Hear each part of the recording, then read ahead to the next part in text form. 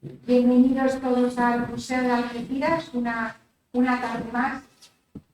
Comentaba antes con José María, con Carlos, con Andrés, que bueno, pues hace nada, digo, ya estamos aquí otra vez. Dentro de este importante ciclo de conferencias que ha organizado la Trocha, agradecer a Rosalía, la directora del museo, estamos aquí en su casa, que siempre con tanto calor nos acoge y da la bienvenida a todos ustedes, a muchos que son nacidos y a gente que, bueno, que hoy me da mucha alegría ver a Hassan, que hacía tiempo que no nos veíamos. Bienvenido también a tu casa y, como digo, a todos ustedes, mujeres y hombres del ámbito de la cultura, de Algeciras, y gente muy interesada por conocer todos los aspectos que rodean a nuestra historia, a nuestro pasado. Y siempre si vienen de la mano de colectivos, como en el caso de la Asociación La Trocha, mejor que mejor. Y en este caso hoy con un historiador, investigador como Andrés Olucer. Bueno, esta ciclo de conferencias, como saben, están versando sobre el barrio de la Caridad, pero hoy, bueno, nos va a hablar y seguro que nos va a contar cosas muy interesantes en relación a la capilla de San Antón y al Hospital de la Caridad, el lugar en el que nos encontramos hoy. Gratamente, creo que estarán de acuerdo conmigo, convertido en el museo de la ciudad. Estamos aquí en esta sala y apenas dentro de una semana tenemos una magnífica exposición que ya lo sabéis, está trabajando junto con el Centro Andaluz de Arte Contemporáneo de nuestro gran artista Guillermo Perilante. Contaremos con él, pero bueno, se lo iremos contando. Así que yo por mi parte nada más, agradecer de nuevo a La Trocha, Carlos, José María y a todos. Y bueno, pues nada, Andrés, es tu tarde. Me deja, o por ahí un poco más cuchillo, a ver. Bueno, Andrés empezará ahora a hablar, pero yo le pediría, porque creo que es muy agradable estas conferencias, que además agradecemos a Javier Muñoz, que con tanto también cariño y con muchísima dedicación, les puedo decir, que le pone para que podamos después estas charlas poderlas luego disfrutar a través del canal de YouTube. Y bueno, pues al final también nuestra historia poderla trasladar a cualquier lugar del mundo. Decía que podamos tener un ratito para coloquio, que seguro que van a quererte preguntar. Venga, pues Andrés, tuya es la palabra. Gracias por acompañarme en esta velada. No solamente los miembros de La Trocha, también a Antonio de AEPA, por ejemplo, y a todos los compañeros que han trabajado sobre la ciudad de Algeciras, por ejemplo, Juan Carlos. Si hay un protagonista, es la Hermandad de la Santa Caridad de Nuestro Señor Jesucristo de San Antonio Abad. En otros documentos también aparece San Vicente Ferrer. El símbolo de la cofradía, aquí lo tenemos, ¿vale? Vamos a contextualizar el nacimiento del hospital y la capilla. Algeciras renace en el siglo XVIII. Podríamos ver, antes de la pérdida de Gibraltar, la ciudad acampada, que va de 1704 a 1713, el surgimiento ya con carácter definitivo de la nueva población de Algeciras entre 1713 y 1756, donde hay que situar el nacimiento del Hospital de la Caridad y la Capilla de San Antón, y luego ya la independencia de Algeciras como nuevo ayuntamiento a partir del Plan Fernandino de 1755 y 1756. Hay dos protagonistas esenciales en el resurgir de la nueva Algeciras. Primero, en 1717, con la llegada del obispo de Cádiz y Algeciras, que no hay que olvidarlo, obispo de Cádiz y Algeciras, aunque no existía como tal, don Lorenzo Armengual de la Mota, que en un primer momento, como el núcleo no tiene tanta importancia, pertenecía a la parroquia de los Barrios, pero después, a partir del año 1724, ya va a ser independiente, porque va creciendo importancia debido a que a la llegada de Verbum, aquí estudiado por nuestro compañero Juan Carlos, que va a potenciar el desarrollo de la nueva ciudad de Algeciras. Pero no nos podemos olvidar que el segundo protagonista, si el primero es Lorenzo Armenguard de la Mota, el segundo es Fray Tomás del Valle, que es el obispo que va a potenciar el nacimiento de esta institución. Situémonos en 3 fechas, 2 en el siglo XVIII y una en el siglo XX, pero que esta, digamos, ya se ha quedado atrasada porque Juan Carlos, en la publicación que tiene, en su reciente publicación, pues aporta un plano de Algeciras de 1886, que es muy parecido al que vamos a ver de 1906. Vamos a situarnos en dónde se va a fundar, la Puerta de Tarifa. Lo estamos viendo en el primer plano de Berbún. En el plano de 1736 estamos viendo cómo va creciendo la población. Fíjense, del año 1724 al 36, cómo ha crecido esta población y ya cómo se ha definido a finales del siglo XIX y principios del XX en torno a lo que era la Puerta de Tarifa. La estamos viendo. De hecho, la última calle, la que desemboca aquí, se llamaba Calle Nueva, porque era la última calle que se hizo en la ciudad de Algeciras. En un documento que vamos a ver al final, vemos el nombre popular que va a tener esta calle, Calle Matadero, porque conducía al matadero. Pero el nombre que tiene se debe a uno de los héroes de la ocupación española del norte de África. Pero quiero que se fijen en este documento. Es un documento en el que se habla de los barrios de Algeciras. Es un documento, digamos, extrapolado porque solamente son 2 hojas sueltas, en el que se ve cómo crecía la ciudad de Algeciras hacia 1950-1960. Tenemos los 4 barrios que hemos señalado anteriormente. Vamos a verlo brevemente. San Isidro, Merced, Pósito y Caridad. Si se dan cuenta, lo normal es que el emblema de cada barrio está en el centro. San Isidro está en el centro de la capilla, la Merced, el convento, el Pósito, el hogar de ancianos de la calle Prim, y la Caridad es un edificio excéntrico al lugar en el que nos estamos situando. Está fuera, no ocupa el centro de su barrio. Pero lo importante es que a partir de los años 50, digamos, la Caridad y la Merced han fagocitado al barrio del Pósito, que se puede ver perfectamente aquí. Si estamos viendo, en Algeciras en aquel momento había 12 núcleos de población, y 4 barrios. Y estamos viendo cómo el Pósito va a desaparecer, porque estamos viendo San Pedro, literalmente, se adjudica al barrio de la Merced. La Marina, el Hotel Cristina, Pescadores, Villavieja, Getares, se van a incluir en lo que es modernamente el barrio de la Caridad. Que estamos viendo aquí que la Caridad propiamente dicha serían las circunscripciones de Miguel Martín, el Hospital, la Alameda, la calle Gloria, Estación, Río Ancho, Pelayo. Es decir, estamos viendo cómo la Caridad ha fagocitado al barrio del Pósito. A partir de 1729 comienza a haber una recogida de limosna para la creación del hospital. Hacia 1735 se comprueba que hay un cotarro cerca de la capilla de Nuestra Señora de Europa en el cual se está estableciendo los antecedentes del Hospital de la Caridad, pero no es hasta 1748 en el que se fusionan la Hermandad de San Antonio Abad y la Caridad. Nace como una fusión. Y esto sucede en el pontificado de Fray Tomás del Valle. Nace en Madrid en 1786 y muere como obispo de Cádiz y Algeciras en 1776. Pero antes yo quisiera dedicar esta conferencia a Diego Valencia, porque tanto mi hermano como Juan Antonio, como Manolo Tapia y demás, fuimos niños de la parroquia del Carmen. Se me ha olvidado. Pues aquí estamos viendo en esencia parte de la biografía de Fray Tomás del Valle antes de ser propiamente dicho obispo de Cádiz y Algeciras, relacionado con la ciudad de Algeciras.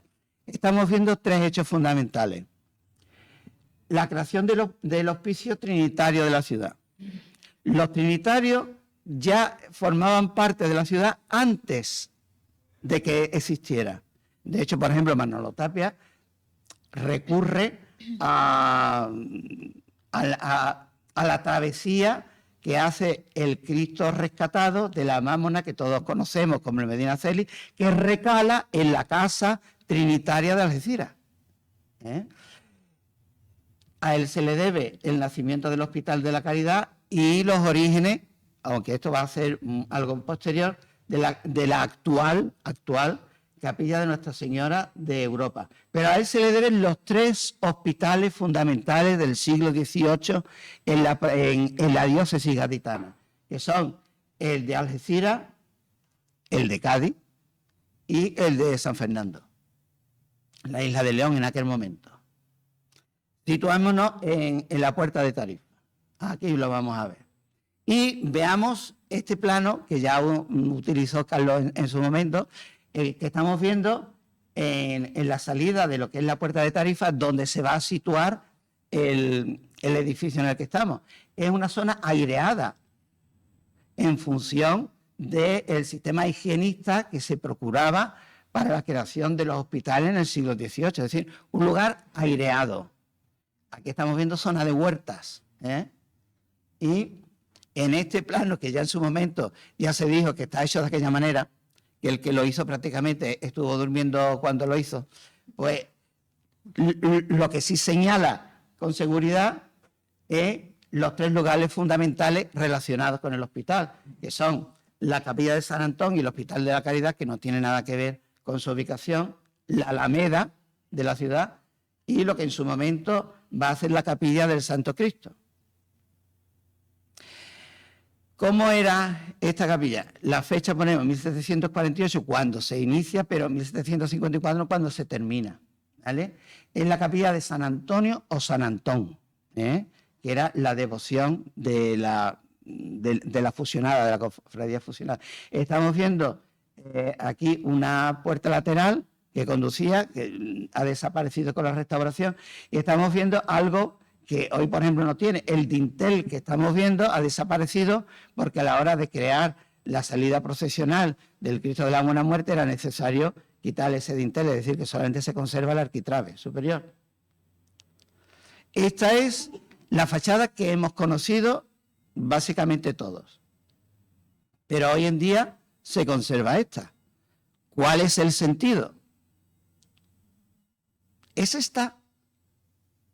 Quitémonos, por ejemplo, del mosaico mariano que tenemos, que evidentemente es posterior, y centrémonos en las fachadas principales de los centros religiosos de la ciudad de Algeciras.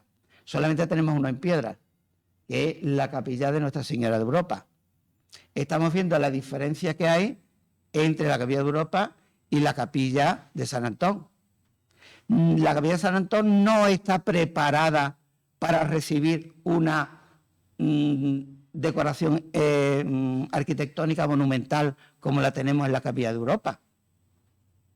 Hay que tener en cuenta que el eje que tiene, que es la portada, el óculo y la espadaña trinitaria, se combina perfectamente con la portada, la hornacina y el óculo en la palma, o la portada, hornacina y óculo en lo que fue la capilla del convento, o tal como estaba hasta hace bien poco. Es decir, a ver, yo pienso que hay que entender la fachada tal como la hemos conocido hasta no hace mucho, con independencia de los problemas de capilaridad que tenga la piedra. Partiendo de estos 2 planos, vamos a ver que el eje de la capilla lo tenía el retablo en el cual en su momento estuvo Nuestra Señora del Carmen, que evidentemente esa cosa que tenemos ahí en el centro no corresponde ni mucho menos a lo que era propio de finales del tardo barroco. La estamos viendo con San Telmo, que era el patrón de la Marina antiguamente, y San Vicente Ferrer. Tenemos las hornacinas laterales que dan a la calle, que básicamente corresponderían a la intervención en época de Juan Jerónimo de Lima. Y el retablo tal como se restauró después de la crisis del año 31, en el cual se perdió la imagen de Nuestra Señora del Carmen. El plano que les pongo es a partir de los años 40, porque la estructura de cabecera recta que tenemos ahí fue porque ahí se ubicaron las imágenes de la cofradía del Cristo de la Buena Muerte y Nuestra Señora del Mayor Dolor. Pero lo fundamental que tenemos que ver, en el ático de este retablo que tenemos la figura de San Antón o San Antonio y los patronos de la diócesis gaditana, porque hay que tener en cuenta que quien potenció la creación del hospital y evidentemente de la capilla fue el obispo de Cádiz. Entonces por eso tenemos a San Servando y San Germán, los patronos de la diócesis. Unas imágenes totalmente arcaizantes, porque si se dan cuenta están vestidos a la manera del siglo XVII. Actualmente en la cofradía el crucificado ha sustituido a la imagen de Olot que vimos nosotros cuando éramos pequeños allá en el anterior milenio. Entonces la imagen actual de procesionar es una réplica del Cristo de los Estudiantes en Sevilla. Uno de los personajes fundamentales para el desarrollo de la devoción de la Virgen del Carmen en Algeciras fue don Antonio Barceló y Pont de la Terra, que nació en Palma y murió en Palma en 1711 y 1797. Hoy en día ya no es Palma de Mallorca, es Palma. A partir del año pasado ya es solo Palma. Renunciaron a Palma de Mallorca. Ellos quieren llamarse exclusivamente Palma, ¿vale? Entonces, a él lo tenemos básicamente aquí en el tercer asedio de la plaza de Gibraltar. Fue el gran almirante español del momento. Y a él se le debe la devoción de Nuestra Señora del Carmen, porque hay que tener en cuenta que antes en España la devoción marinera era la Virgen del Rosario, no era la Virgen del Carmen. Se le debe a él la devoción en España de la Virgen del Carmen. Él fue el que la trajo y él fue el que donó las coronas de la Virgen y el niño. Tipo de imágenes del Carmen. A ver, nosotros tenemos la costumbre de ver la Virgen del Carmen con el niño, pero no es la única. El ejemplo mejor que tenemos en la comarca es la Virgen del Carmen en Tarifa, que es una Virgen de escapulario y ánimas, como las tenemos abajo. En los barrios la tenemos una imagen de Olot, pero con el mismo sentido. Porque hay que tener en cuenta que interpretaciones de la Virgen del Carmen hay al menos 8. Y aquí en el campo de Gibraltar tenemos 2. Tenemos la de Tarifa y tenemos la de San Roque. No tiene niño. ¿Por qué? Porque una de las ideas de la Virgen del Carmen es auxiliar a las almas del purgatorio, sacarlas del purgatorio. Si tiene al niño no tiene brazos para recoger a las ánimas del purgatorio. Entonces, básicamente, ¿dónde nace este tipo de iconografía? En Italia. En Sicilia se documenta este tipo de imágenes de Virgen del Carmen como Virgen de la Misericordia, que es el tema iconográfico a partir del cual evoluciona el tema del Carmelo. Por ejemplo, Santa Teresa, para Santa Teresa no es la devoción la Virgen del Carmen. Para Santa Teresa es San José. Por poner un ejemplo. Pero quiero que, pues que vean ustedes este mosaico cerámico que tenemos en la fachada de la capilla. Y quiero que se fijen sobre todo en el resplandor. Tenemos la corona y alrededor el aro. No tenemos el refulgor, el resplandor del capitán Barceló, del almirante Barceló. Lo tenemos en esta imagen. En esta imagen de culto de la Virgen del Carmen no está. Se restauraría. Lo cierto es que se recuperó, pero si nos damos cuenta, la manera que tiene el resplandor donde están las ráfagas no son iguales. La que donó Barceló es más ancha y esta, sin embargo, es más alta.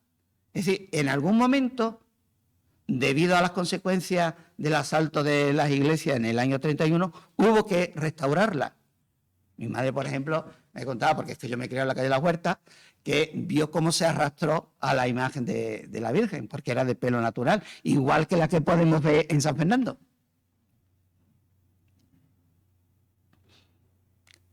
¿Qué iconografía había? Aparte del San Antón o San Antonio Abad y la Virgen del Carmen, ¿había otra iconografía? Por supuesto. Entonces, a día de hoy, pues se sabía con seguridad que cuando se inauguró la capilla, se hizo una procesión desde la iglesia de La Palma a la capilla con la imagen de San Antonio, es decir, el que tenemos en el ático. Probablemente vendrían San Servando y San Germán, aunque no se les menciona. El gremio de mareantes hizo el Cristo atado a la columna, que se le encargó a un maestro tallista que había aquí en la localidad, José García Calderón, y hubo un retablo dedicado a la Virgen de los Dolores y San Telmo. San Telmo, el patrono de los marineros, un marinero de agua dulce, porque este era de Fromista, y en Fromista lo único que ven es el río Carrión. En 1778 ya hay fondos para poder tener el retablo, es decir, este retablo que estamos viendo no es el primero, es el que se haría a partir de que Fernando Dañino, un sacerdote vinculado al hospicio, empezara a recoger dinero. Y quiero enseñar después una curiosidad que en el rastreo del archivo de protocolo, pues me encontré. Aquí tenemos esas imágenes, ¿vale? En el ático, las imágenes que se conservan del inicio, el San Antonio con su cerdito y los patronos de la diócesis. El Cristo atado a la columna probablemente podría ser como el que tenemos en San Roque. En la última jornada de Historia del Arte que se celebraron en Tarifa, se demostró que este Cristo no es el que se pensaba que venía de Gibraltar. Y en la próxima jornada de Historia del Arte yo podré demostrar que es de 1819. Pero como siempre, aquí en Algeciras, en la Semana Santa, había un crucificado que era una imagen de Quitipón, para que nos entendamos. Se clavaba en la cruz y luego salía como santo entierro. Pues esto es lo mismo, porque si nos damos cuenta, el Cristo atado a la columna estaría en el pretorio. En el pretorio no puede haber un montecito. Entonces hace referencia a un Cristo atado a la columna y a una iconografía que parte de Durero, que es el Cristo de la humildad y la paciencia. Es decir, doble uso. Y por fin tenemos el retablo. He encontrado en un inventario de las alhajas de la capilla referencias a 6 altares, de los que al menos 3, por las indicaciones que se dicen, porque si se dice que el tal santo tenía una aureola, que estaba ese santo. Entonces tenemos a un San José, a un San Francisco y la Pura Concepción, que probablemente es la única imagen que se conserva. En cuanto a las alhajas, había una alhaja preciosa, que era un pelícano sobredorado para el monumento del Jueves Santo. El pelícano, en la iconografía, pica su pecho para que esa sangre alimente a sus hijos. Entonces es una imagen eucarística esencial, pero es, digamos, una de las joyas que probablemente perteneciera a Juan Jerónimo de Lima, que sobrevivió hasta los incidentes del 12 de mayo del año 31. Y varias láminas, no se dice cuántas, pero que había varias. Pero es que también había una iconografía particular en el Hospital de la Caridad, del cual nunca se habla. Esta es la imagen de la Virgen de Gracia que hoy en día está en San García, que se sacó supuestamente como si fuera una enferma del hospital, se sacó. Hay un San Antonio Abad, porque el hospital se debe a la fundación dedicada a San Antonio Abad, y una Virgen de los Dolores. además de varias láminas. Es decir, estamos viendo cómo este centro religioso no era cualquier cosa. A ver, evidentemente esto no es Cádiz, pero algo tenemos, ¿eh? Vamos a dedicarnos al hospital a partir de 1748, pero las fechas clave 1752 y cuando se finaliza en 1768. Está en función de dos patios, estamos viendo el mayor y el menor, pero el elemento clave, la escalera imperial. Afortunadamente, en las restauraciones se han conservado 3 columnas de una de las salas de enfermería y, no sé por qué, el pilar de lo que yo conocí en su momento, los que viven por la zona, que era la cocina. También fue la casa cuna de la ciudad, que sobrevivió hasta el año 1868. A partir de ese momento ya se hizo cargo la Diputación Provincial. ¿Quiénes fueron los grandes benefactores del centro? En el siglo XVIII, los 19 hermanos fundadores, que llegaron a ser hasta 188, y de los cuales el número de fundadores se conserva en el libro de Santa Cana. La hermandad, propiamente dicha, y los algecireños, porque cuando se iba a comprar el pan a la calle Soria, se sabía que se contribuía a sufragar los gastos. Por eso a la calle Soria nosotros la llamamos calle Panadería. Esa es la razón, ¿eh?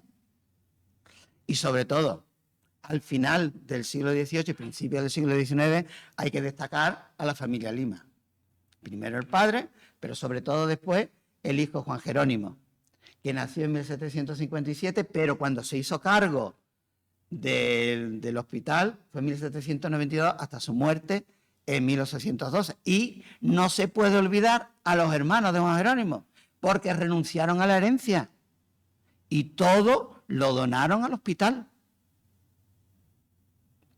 Por eso tiene su sitio en el interior de la capilla, se le reconoció, y cuando Algeciras, la ciudad de Algeciras, comienza a reconocer, a cambiar nombres de calle para dárselo a los algecireños ilustres, a la Plaza de la Caridad se le llama Juan de Lima. Siglo XIX y XX.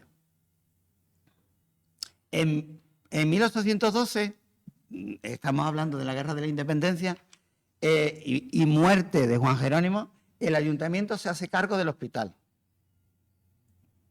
En 1822, el ayuntamiento crea la Junta de Sanidad. Estamos hablando de la desamortización del trienio liberal. En 1889 llegan las religiosas concepcionistas y hay un nombre de calle, el de mi calle, la calle Las Huertas. Se llama Emilia de Gamir. ¿Por qué? Porque las monjas las trae la esposa del gobernador militar del campo Gibraltar. Luego, en el segundo periodo republicano, se llamará Mariana Pineda. Pero sobre todo, hay que hablar de don Buenaventura Morón González y José Joaquín Ibáñez Cordón. La sala que tenemos aquí al lado, el ayuntamiento se la dedicó a él, porque durante 50 años estuvo al frente del hospital. Aquí os lo pongo en un homenaje que le hizo la ciudad de Algeciras a Ventura Morón en el Hotel Cristina. ¿Y quién contribuyó? Pues el artista de la ciudad en aquel momento. Yo les tengo que hablar de José Román. Entonces, José Román le hizo el busto. Ojo, el busto que tenemos en el museo es de bronce. José Román no era broncista, no. Él hizo la terracota. Y luego en los años 50, esa terracota se pasó a bronce. La otra persona, evidentemente, su cuñado, José Joaquín Ibáñez Cordón. Aquí le pongo la hoja que se conserva en el archivo municipal de cuál era el pensamiento de Ibáñez Cordón, de lo que se hizo, que es básicamente el ala que tenemos enfrente, el ala de poniente del oeste. Aquí tenemos el busto de Ventura Morón. Aquí, en la clave del acceso al zaguán del Hospital de la Caridad, pone 1930, no en 1930. Cuando se hace la obra es en 1928, ¿vale? Pero el ayuntamiento cuando pone la placa es en 1930 y el proyecto es de 1927. Y él, para que haya un seguimiento de la obra, porque él, donde vivía en Argentina, entonces pues no podía estar aquí. Entonces el director del Hotel Cristina era el personaje que él tenía a cargo de que se pudiera finalizar la obra del hospital. Y él lo único que pide es que haya un recuerdo para sus padres. Es lo único que pide. Entonces, por eso, la placa que tenemos en el patio hace referencia a los padres de Joaquín Ibáñez Cordón, porque es lo único que él pide. Entonces, cuando la ciudad de Algeciras crece y va creando nuevos espacios, el primer gran espacio público que se dedica en la ciudad es la Plaza Joaquín Ibáñez, donde nosotros hemos conocido el busto de Ventura Morón, que era un espacio que se pensaba emblemático, porque hay que tener en cuenta que donde hoy está el Instituto Ventura Morón, ahí lo que estaba previsto era el mercado de abastos del pueblo. Lamentablemente a Ventura Morón se le ha dedicado esta calle para un personaje de tanta envergadura. ¿Cuál es el emblema? El emblema, evidentemente, es la escalera imperial que tenemos, parecida a la que nos podemos encontrar en el Hospital de Mujeres de Cádiz, pero a nivel algecireño, no gaditano. Entonces la tenemos aquí. Si nos damos cuenta, es una doble H. Tenemos una estructura en V, en sentidos contrarios. Si nosotros subimos, tenemos rampa, plantío o meseta y descenso. Pero cuando subimos aquí a la segunda planta es al contrario. Son dos Vs contrarias a la inferior. Tenemos un juego de simetría. Evidentemente, esta es la Madre del Cordero. La única referencia iconográfica que tenemos a la entrada de la escalera imperial es esta cartela, de la que solamente se ve claramente 1800. ¿Qué año de 1800? Podría estar relacionado, evidentemente, con Jerónimo de Lima, pero también podría estar relacionado con el benemérito general Castaño que tenemos aquí. Pero lamentablemente no se nos dice si es 4, si es 8, lo que sea. ¿Cuáles son los emblemas del patio? Pues tenemos la U del patio principal, con su arcada, la galería superior, el patio menor que tenemos, con esta arcada tan amplia de 4 columnas, el pilar de lo que nosotros conocimos como las cocinas, con su bóveda falsa, y las columnas que tenemos en la parte inferior, porque hay que tener en cuenta que ahí deberíamos de tener cortinas corridas para que se pudiera atender a los enfermos en condiciones. Evidentemente, si esto es un hospital, lamentablemente habría gente que moriría. ¿Dónde estaba el cementerio? Detrás. Detrás, donde hoy tenemos las casas y demás, ese era el cementerio del hospital. Porque hay que tener en cuenta que en Algeciras, en el siglo XVIII, como poco, había 5 cementerios intramuros, ¿vale? Tendríamos el de Nuestra Señora de la Palma, que sería el de la ciudad, donde han aparecido esas 3 puertas, el del hospital, el del convento y luego 2 militares. La estructura exterior, si nos damos cuenta, hay algo ahí que falta, porque todo debería de estar corrido. Evidentemente, lo que pasa siempre, la cuestión monetaria, pero todo debería de estar corrido. En donde hoy está la subdelegación del gobierno, en su momento aquello pertenecía al hospital y hubo un patio que lamentablemente ha desaparecido. La única decoración, la franja del listele, que si ustedes se dan cuenta, ¿a quién puso Ibáñez como procurador de que se terminara bien el edificio? Al director del Cristina. Esa franja vitelada la tenemos en el Cristina, por poner un ejemplo. ¿Cuál sería la estructura original? Pues evidentemente la parte última, la parte trasera.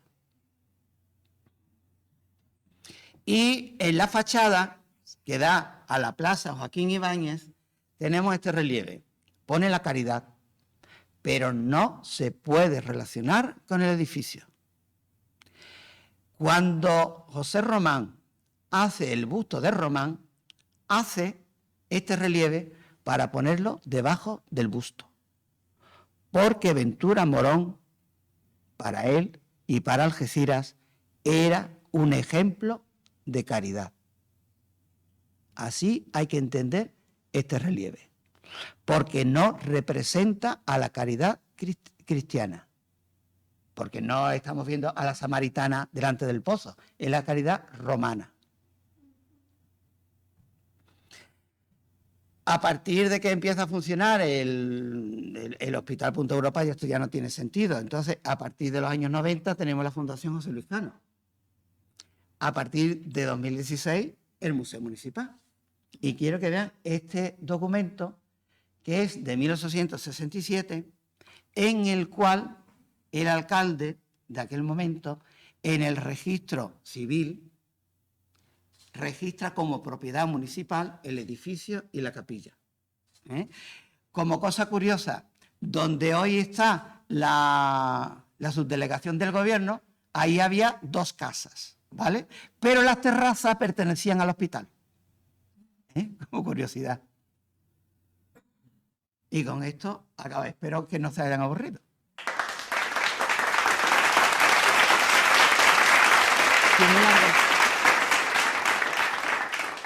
Muchísimas gracias. Aparte de ameno, siempre muy riguroso, damos la bienvenida, que se ha incorporado, está el hermano mayor. Bueno, no sé si ha llegado a la parte interesante respecto a la capilla, pero bueno, como decíamos antes, vamos a abrir ahora un turno de preguntas, por si quieren preguntar o compartir algo con Andrés, es el momento. Sí. En el último apartado que ha comentado, había un azulejo. Sí. En 3 dimensiones, me parece. No era plano, sino sí, era... sí. ¿Se sabe algo de él? ¿Sigue? Sigue. Usted pienso yo, ¿se refiere al azulejo que dice la Plaza Joaquín Ibáñez? Me parece que sí. Es uno que está Sí, en continúa. relieve. Sí, continúa. Sí. Lo que como se refería a la plaza, pues no lo he puesto.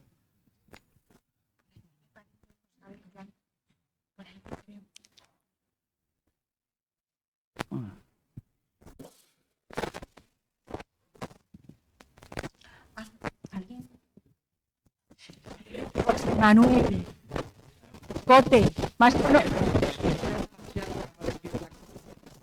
¿Qué supone y el por qué se pudo construir con esos sillares que pertenecían a las murallas? Porque claro, siempre está enfoscado. Sí, siempre.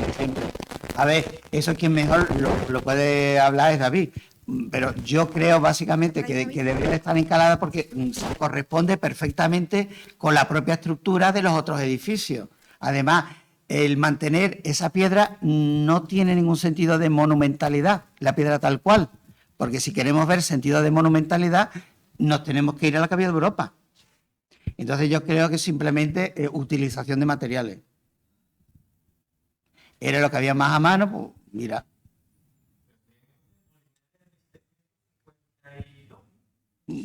Más o menos. Chispa más o menos sería para ir ahí. Nada, por Dios.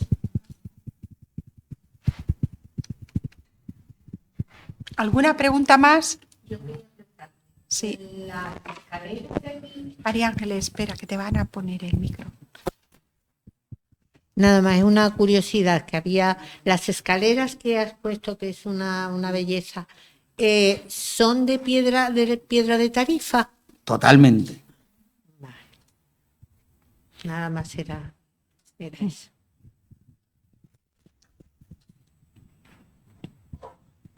¿Podrías hablar un poquito más de la corona? La corona es de plata, se sabe que es una corona de tipo real, con una refulgencia ondulante, porque tenemos ráfagas entrantes y salientes que le da la longitud de ondas, siempre en un número impar. Y evidentemente haría referencia a la Virgen del Apocalipsis, María, porque son 12 coronas, le faltan dos en la parte inferior, pero en sí son 12. Y en el orbe está la cruz. Entonces tú piensas que la ráfaga es una pieza distinta a lo que es la corona. Son complementos. Es que la corona está formada por el aro, propiamente dicho, y la ráfaga. O el resplandor. Las ráfagas están en el resplandor. Entonces, puede corresponder perfectamente a una corona de tipo real, que sería el caso, o a una corona de tipo imperial, que no es. Aunque hay una tendencia, porque antes hemos visto nosotros que la corona es más ancha que alta, pero la actual es más alta que ancha. Entonces hay una tendencia. Por eso he puesto yo las imágenes del mosaico y la imagen de culto de la Virgen del Carmen de los años 30, para que se vea que no está el resplandor. Lo estarían restaurando. ¿Qué ha pasado con la corona del niño y el niño? Porque se habla de que sí, bueno, el año 31, bueno, las barbaridades que se hicieron, pero es que se recogieron la corona y el niño. ¿Dónde están? Quilosa, yo no lo tengo. ¿El niño tiene corona? Sí. Se ha puesto una foto antes. Espérate, te lo pongo.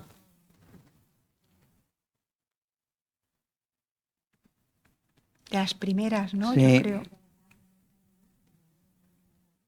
Esta. A ver.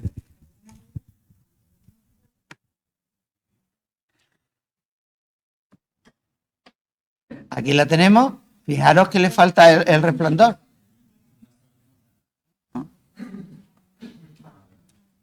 Fijaros que le falta resplandor a la corona. ¿Lo veis?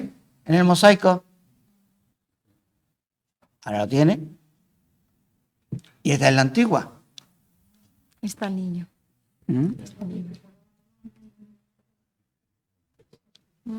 único que se mantiene ahí es la corona, porque la Virgen no es la misma. No. La Virgen no es la misma. La que tenemos hoy en día es una imagen de Escuela Levantina que fue restaurada por Carlos Gómez de Avellaneda Senior. Porque aquí tenemos a Junior. Sí. Y se ha podido averiguar el mayor número de iconografía, tanto de la capilla como del propio hospital, donde hemos visto que sí había iconografía gracias a la documentación que se conserva en el archivo municipal.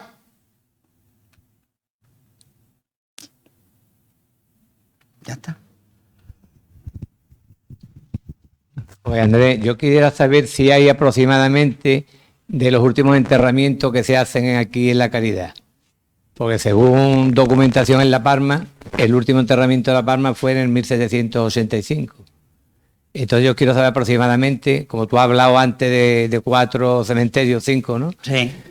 ¿Dónde se ubicaba el cementerio de aquí de La Caridad más o menos? El de La Caridad, ¿dónde están los pisos que hay detrás? Subiendo para arriba, ¿no? Sí. Se sabe aproximadamente cuándo fue la fecha, ¿no? A ver, no es que no se sepa, yo no lo sé. ¿Vale? Yo lo que te puedo decir es lo que investigué y salió. El último el que tenemos ahí es de 1840, el actual. Sí. El viejo que tenemos, vamos. Sí. Porque Y el último que hay en La Palma es de 1785. sí, no, pero en La Palma hubo que enterrarse, por lo menos durante el periodo de la Guerra de la Independencia, hubo enterramiento allí. Sí, pero eso fue a partir del 12. Pero es que no hay, tú hablabas precisamente antes Sí. cuando en el 31 saquean las iglesias y han destrozado todo y no hay documentación ninguna. Toma. Para que te escuchen, Carlos. Ponle el S para que le escuchen. que no lo escuchen. Bóvedas típicas que ahora están todas en las iglesias antiguas, están tapadas por un pavimento, además muy parecidos unos a otros.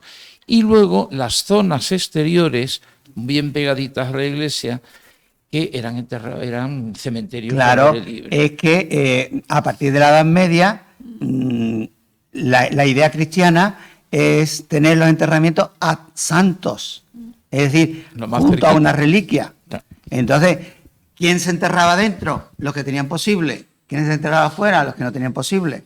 Es que si nosotros vamos, por ejemplo, a Inglaterra o a la misma Galicia, lo vamos a ver que los cementerios están atrás.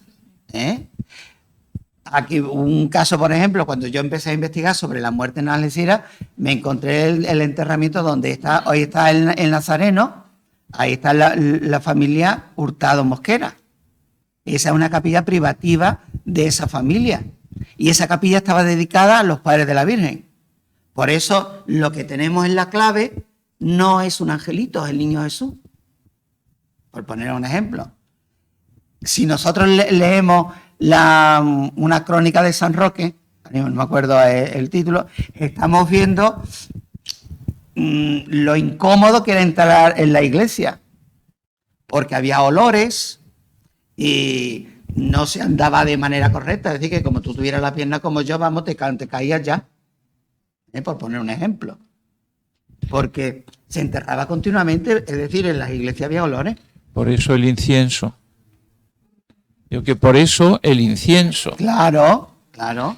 Y luego en las iglesias que todavía conservan a la vista las lápidas de los Eran enterramientos, terreras. efectivamente, pasar por allí es matarse. Claro. Porque hay una serie de entrantes y salientes tremendos. De las criptas funerarias más interesantes que tenemos en la zona es de la iglesia de Cabeza de San Juan.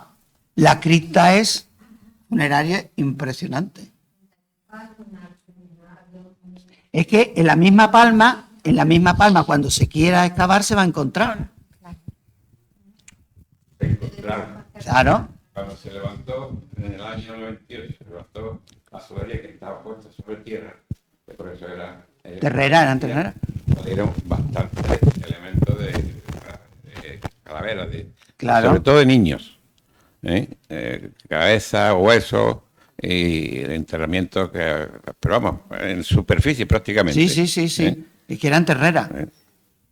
Juan Carlos Pardo quería comentar algo. Como preguntaban una fecha concreta, era simplemente una... La suerte de tener aquí a Juan Carlos Pardo. Sí, como que preguntaban una fecha concreta en realidad no, pero sí hay la política higienista que plantean los Borbones a finales del 18 y en concreto Carlos III plantea una prohibición de enterrar a intramuros, ya no solamente en el interior de las iglesias, sino dentro de las en ciudades. intramuros.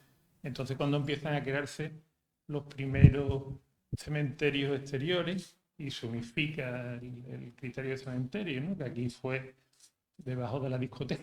Sí, ahí. Así que los algecireños hemos estado bailando sobre nuestros muertos. Eso le decía yo a mis alumnos cuando que iban a la discoteca, digo, es que vaya a bailar en los artes del cementerio. Pues eso, y allí todavía siguen apareciendo, igual que debajo de cualquier iglesia. Claro, igual. Es que no es por nada. Es que a una iglesia lo que menos tiene que ver hoy en día con una iglesia es el suelo. Porque a la iglesia hay que entenderla como un lugar de comunión de vivos y muertos. Porque las misas se hacen por los muertos. Ya. ¿Alguna pregunta más? Generatriz. Lo que tú has comentado antes, Generatriz. había de segunda y de tercera. Claro. Yo he leído algo y pone... se enterró a medias honras. Eso Entera, significaba... media de caridad. Es que no es por nada. Si te pongo un ejemplo, el de Marcos Viva, la criatura se pidió 10.000 misas para cuando muriera. Sí, exactamente. Vamos. que allí tenían que hacer cola en el cielo.